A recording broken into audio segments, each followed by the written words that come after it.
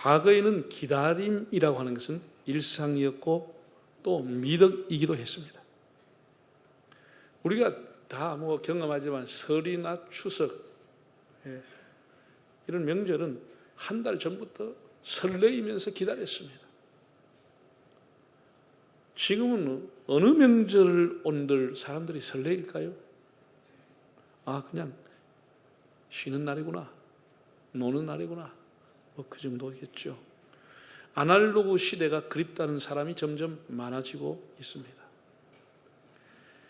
그때 거의 모든 우편물은 우체국을 통해서 왔습니다. 택배라는 게 없었습니다.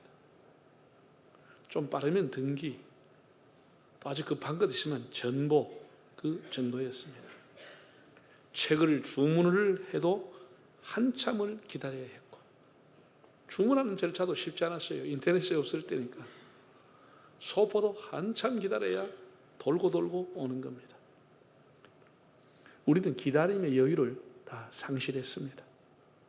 오죽이면 느림의 미학이라는 책이 나왔겠습니까? 밥이라고 하는 것, 음식이라고 하는 모든 음식은 기다려야 되는 겁니다. 뜸을 들여야 되고 기다려야 된다. 지금은 뜸 들이는 시간 없습니다. 바빠요. 햇반 넣고 돌려보면 1, 2분 만에 티 나와요. 인스턴트 식품, 패스트 문화 이런 것이 다 우리의 사고에 젖어 있는 겁니다. 늦는 것 못 기다리는 거예요. 여러분, 하나님의 속성 중에 하나가 기다림입니다. 하나님은 기다리신 하나님. 만일 하나님이 우리처럼 성미가 급하시고 참지 못했다고 하면 지구는 골백번 멸망했을 겁니다. 하나님을 집을 나간 당자를 목이 빠져라고 문 밖에서 기다리시는 하나님이라고 표현했습니다. 베드로는 베드로후서 3장 8, 9절에 이렇게 말했습니다. 사랑하는 자들아, 주께서는 하루가 천년 같고 천년이 하루 같다는 이 한 가지를 잊지 말라. 주의 약속은 어떤 이들이 더디다고 생각하는 것 같이 더딘 것이 아니라 오직 주께서는 너희를 대하여 오래 참으시사 아무도 멸망하지 않고 다 회개하게 이르시기를 원하시느니라. 하나님은 더딘 분이 아니라는 거예요. 우리가 더디다고 느껴지지만은 하나님은 오래 참고 기다리는데 모든 사람이 돌아오기를 기다린다는 거예요. 하나님의 속성은 오래 참음, 기다림, 인내라고 하는 겁니다. 우리는 하나님의 종들이라 하면서도 하나님의 속성은 닮지 않아요. 조급함, 여러 낭패를 당하게 되죠. 사도 바울도 사랑에 대한 속성을 14가지를 얘기하면서 사랑의 속성 중에 하나가 뭐냐? 오래 참음이다. 인내라. 이렇게 얘기했어. 사랑하면 참는 겁니다. 여러분, 우리가 자식을 다 길러보잖아요. 그 한 대로 갚아줍니까? 참는 거예요. 참는 거예요. 참지 않았으면 제가 이게 존재하지 않고 우리가 참지 않은 가정이라는 게 있을 수가 없는 겁니다. 사랑은 참아주는 겁니다.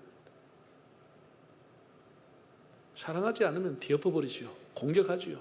정죄하지요. 심판하지요.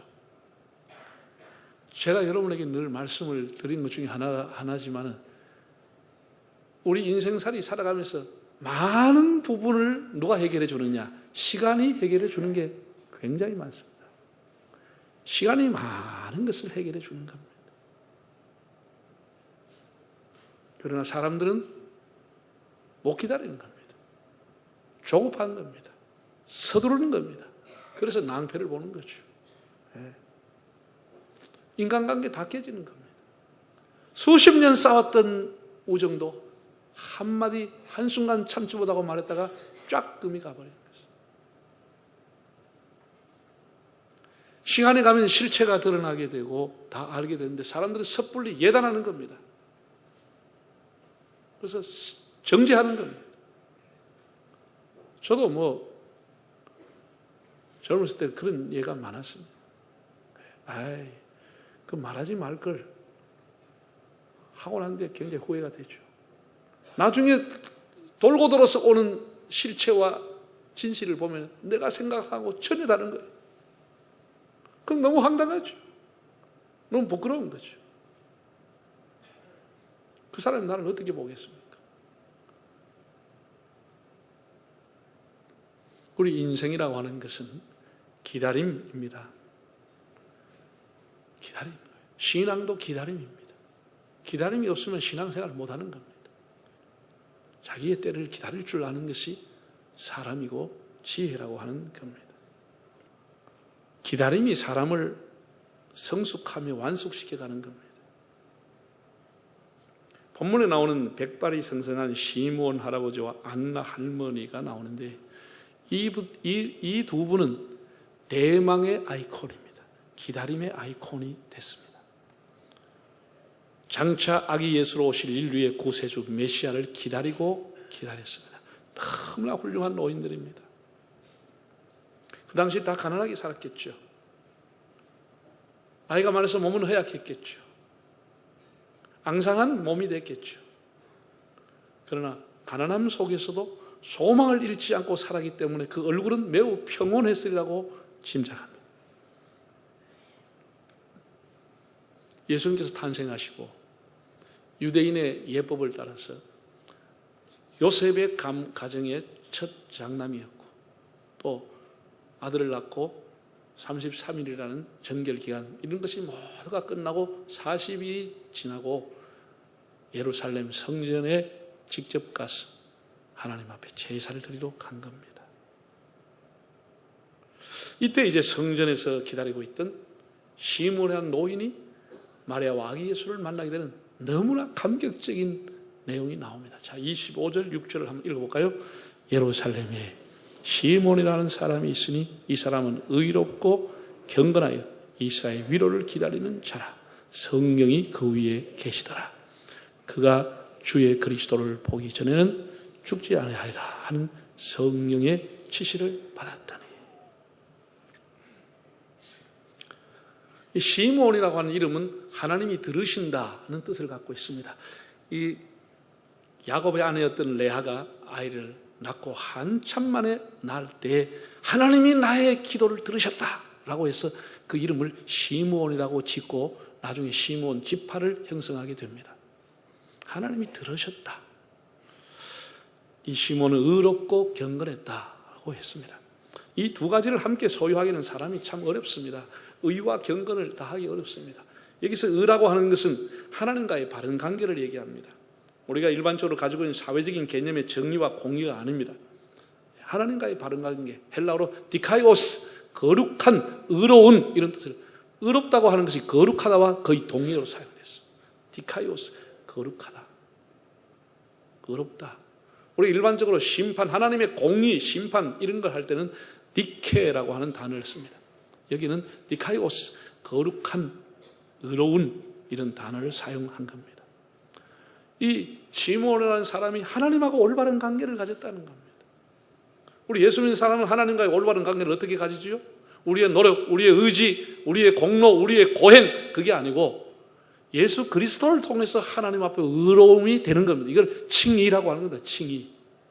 나는 허물이 많고 죄인이지만 예수님 때문에 의로운 자가 되어지는 거죠.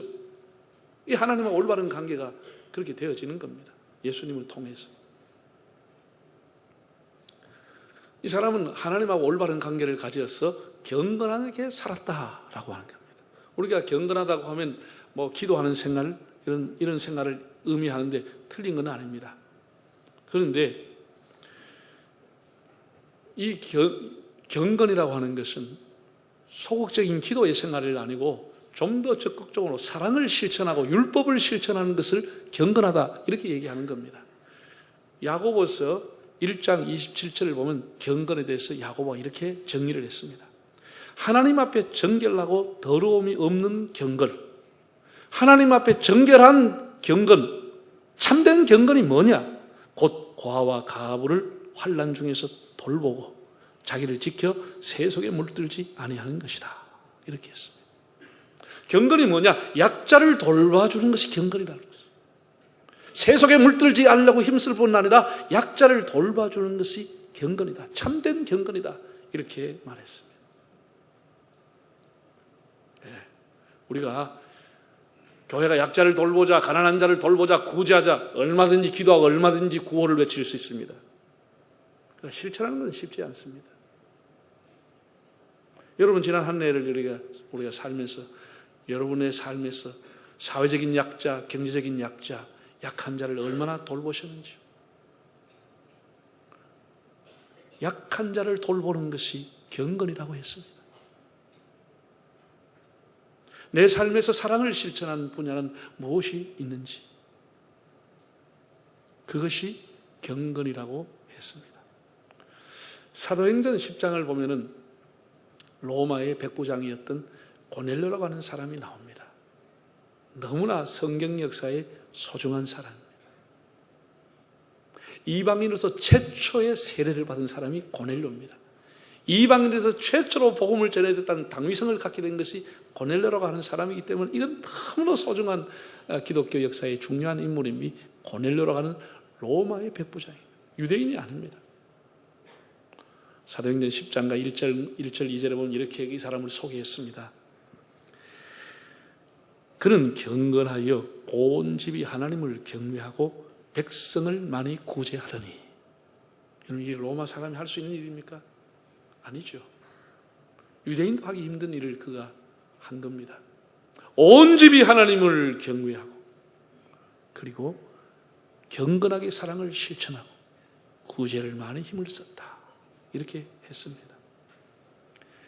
그랬던 그가 어느 날 기도하는 중에 하나님의 사자, 즉 천사가 찾아오게 되는 겁니다. 천사가 방문하는 사람, 천사가 찾아오는 사람이 됩니다. 와서 한 얘기가 뭐지요? 너의 기도와 구제가 하나님께 상달되어 기억하신 바가 되었다. 세상에 이런 복이 어디 있습니까? 우리가 수없는 날 와서 기도하고 우리도 나름대로 구제를 하고 살아가지만 나의 기도와 나의 구제가 하나님 앞에 상달이 되었다고 하는 보장이 있습니까? 하나님이 내 기도를 과연 기억하실까? 하나님이 내가 하는 봉사를 하나님이 상달을 받으실까?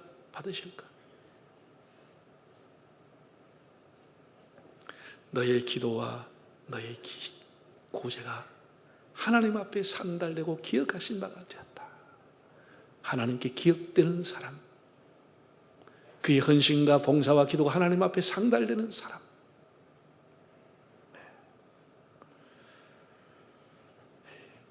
얼마나 경건하고 의롭게 살았으면, 얼마나 진실한 사랑을 베풀었으면 하나님이 그렇게 기억했다고 와서 말하겠습니까? 이렇게 고넬료 시므온의 공통점은 경건한 사람이었다.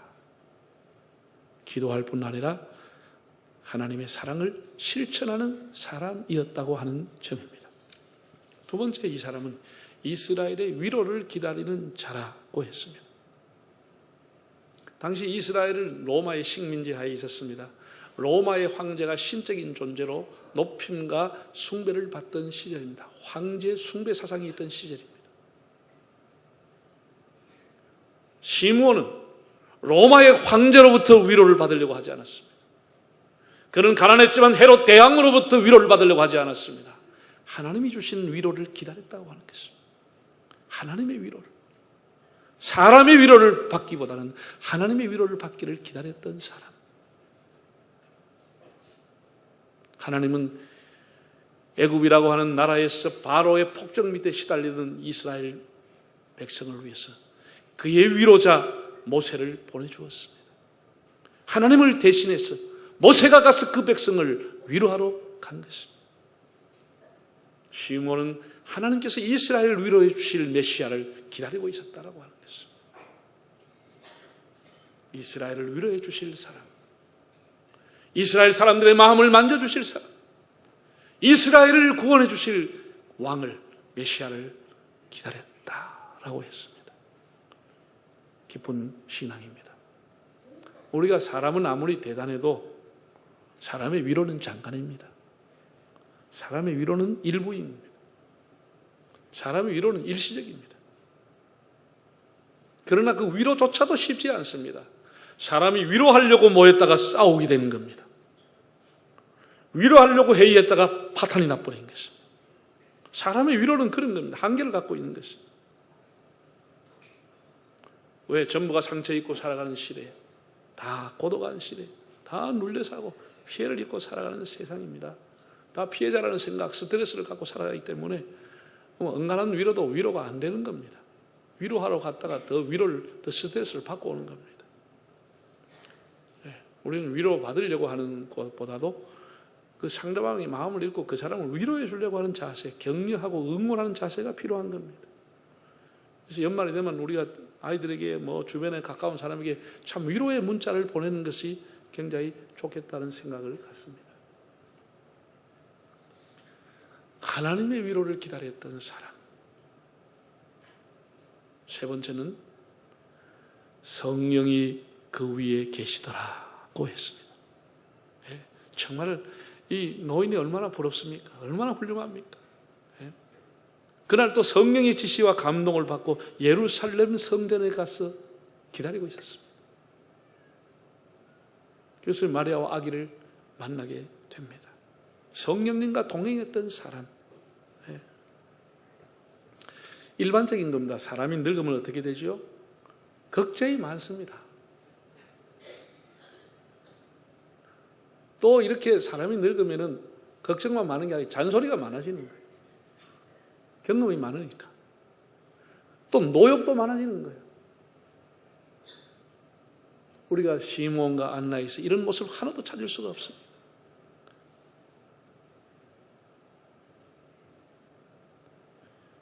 하나님과 평안한 관계를 가지고 살았던 성령이 함께했던 사람. 사랑하는 여러분, 여러분의 노년이 시몬처럼 안나처럼 성령 충만한 복된 노년이 되시기를 바랍니다. 요엘이라고 하는 선지자는 하나님의 성령을 받으면 젊은이들은 환상을 보고 늙은이는 꿈을 꿀 것이다 그랬습니다. 우리가 생각하면 좀 우습습니다. 젊은이가 꿈을 꿔야지 늙은이가 무슨 꿈을 꾸냐 생각하는데 성령을 받으면 늙은이도 비전을 가지고 꿈을 갖게 된다는 거예요. 무슨 비전? 시몬과 같이 하나님과 동행하는 꿈을 꾸게 된다는 거예요. 늙어가 돈 버는 꿈이 아니고 늙어가 세상에 가는 꿈이 아니고 하나님의 성령과 동행하는 비전을 갖게 된다는 거예요. 이런 꿈을 갖게 된다는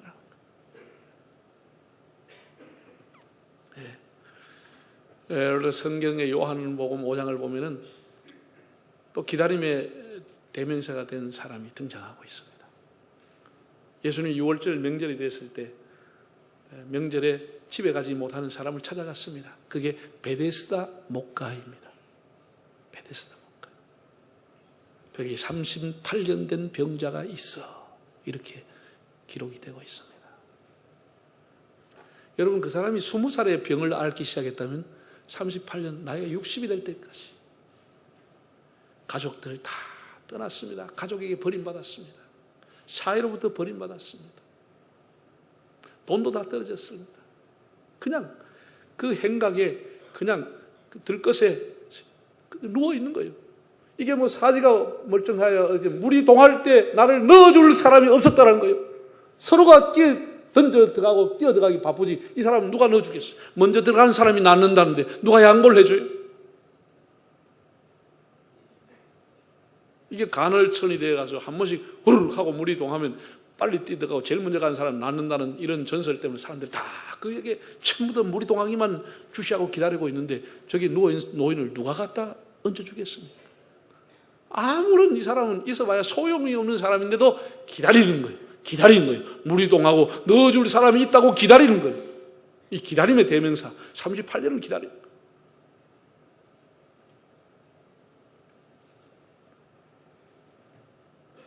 양보해 줄 사람도 없고 돈도 없고 자기의 관심을 가진 사람 한 사람 없는데도 기다리는 거예요. 기다리는 거예요. 그런데 예수님이 거기에 오셨다는 거예요.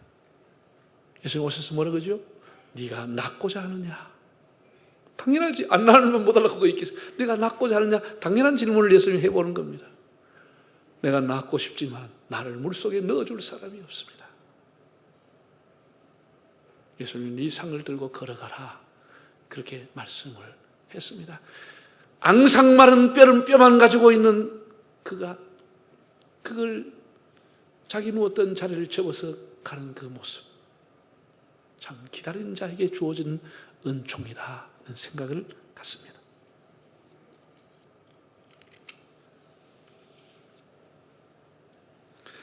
마지막으로 우리는 성전에서 참 극적인 장면을 보게 됩니다. 28절과 29절을 한번 읽어보실까요? 시므온이 아기를 안고 하나님을 찬송하여 이르되 주제여 이제는 말씀하시는 대로 종을 평안히 놓아주시는 도다. 자, 이렇게 보면 시므온이 아기를 안고 하나님을 찬송했다. 이것이 유명한 시므온의 노래, 시므온의 찬송입니다. 나중에 이제 한번 들어볼 겁니다. 시므온의 찬송은 뭐였나? 어떻게 부르는 거냐? 29절에 그는 이렇게 말합니다. 아기를 안고 주제여, 주제라가 하나님이죠. 주님이란 뜻입니다. 하나님, 말씀하신 대로 종을 평안히 놓아주십니다 라고 했다는 겁니다. 이제는 이 종이 죽어도 여한이 없습니다. 그런 말을 했다는 것이죠. 아기 예수를 안고. 이 시므온의 인생의 가장 클라이막스가 바로 이 부분인 겁니다. 이 날을 위해 그는 참고 기도하며 기다리며 살아왔습니다.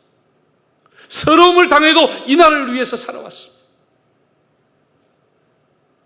자기 인생 가장 절정, 자기 평생의 기도가 이 순간에 이루어지고 그 아기를 안고 하나님, 저 이제 죽어도 여한이 없습니다 라고 했다는 겁니다. 위대한 약속, 메시아의 탄생, 이 약속이 성취되는 것을 눈으로 몸으로 경험했던 사람이 시므온이라는 사람입니다. 라틴어로 눅크 디미티스라고 하는 단어가 있습니다. 눅크 디미티스, 눅크라고 하는 것은 이제는, 지금은 하는 단어고, 디미티스라고 하는 것은 주제, 주님, 주인이라고 하는 뜻입니다. 그래서 이 시므온의 이 노래를 요약해서 뭐라고 하느냐, 그 노래를 눅크 디미티스라고 부르는 겁니다. 이것을 그림으로 그려냈던 사람이 있습니다. 네덜란드의 세계 성화 중에 최고의 권위자로 꼽을 수 있는 렘브란트라고 하는 화가가 있습니다. 빛과 어두움을 조화를 해서 묘하게 빛과 어두움을 가지고 그림을 그려냈던 사람이 렘브란트라는 사람입니다. 그가 1669년에 자기 마지막 생을 마감하면서 유작으로 남겼던, 미완성의 작품으로 남겼던 것이 시므온이 아기 예수를 안고 있는 그림입니다. 그림을 완성되지는 못했습니다. 이 그림을 그리다가 결국은 렘브란트는 하나님의 부름을 받았습니다. 그러나 우리는 그 그림 속에서 렘브란트의 살아오는 인생, 시므온의 인생이 다 담겨 있는 것을 보게 됩니다. 우리의 생을 마감하고 우리가 하나님 앞에 갈 수 있는 마지막 고백이 눅크 디미티스, 주님 저를 평안히 놓아주십니다. 여러분, 사람은 태어나면서부터 무거운 짐을 지고 살아가는 존재입니다. 여러분도 짐이 있고 저에게도 엄청난 짐이 있습니다. 하나님이 우리를 불러가시는 그날 우리는 주님, 제 무거운 짐을 벗겨주시니, 종을 이제 평안히 놓아주시니 감사합니다, 이렇게 하나님 앞에 가는 겁니다. 네.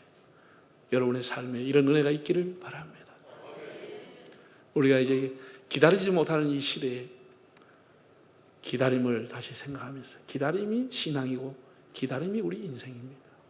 사람은 다 자기 때를 기다릴 줄 알아야 하는 겁니다.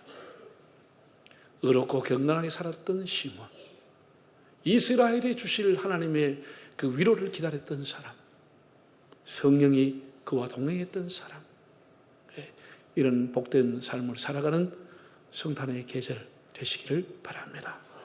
다 머리 숙이